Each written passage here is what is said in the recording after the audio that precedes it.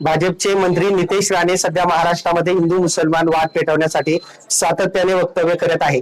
याच्या संदर्भात आम्ही आज मंत्री राधाकृष्ण विखे पाटील यांना निवेदन द्यायला गेलो होतो की आपल्या सरकारमध्ये कॅबिनेटमध्ये बसलेला एक मंत्री अशा पद्धतीने समाजामध्ये हिंदू मुसलमान वातावरण तयार करतो। तर आमचं निवेदन घेण्याच्या ऐवजी आमच्यात आज 4 मुलांना तिथं बेदम मारलेलं आहे आणि निवेदन तर स्वीकारलं नाही। आमचं निवेदन घेतलं, कार्यकर्त्यांनी फाडून टाकलं आणि आमचे मोबाईल हिसकावून घेतले बळजबरीने याच्यामध्ये आणि प्रचंड पद्धतीने चुकीच्या पद्धतीने ते मुलांना मारण्यात आलं। या घटनेचा आम्ही जाहीर निषेध करतो। पोलीस स्टेशन मध्ये एफआयआर नोंदवण्यासाठी आले पण आमची एफआयआर पण घेतली जात नाही। आज आम्हाला इथं खाली बसायला लागले, आमचे सगळे कार्यकर्ते इथे बसलेले आहेत। ही एक अत्यंत निंदनीय बाब आहे।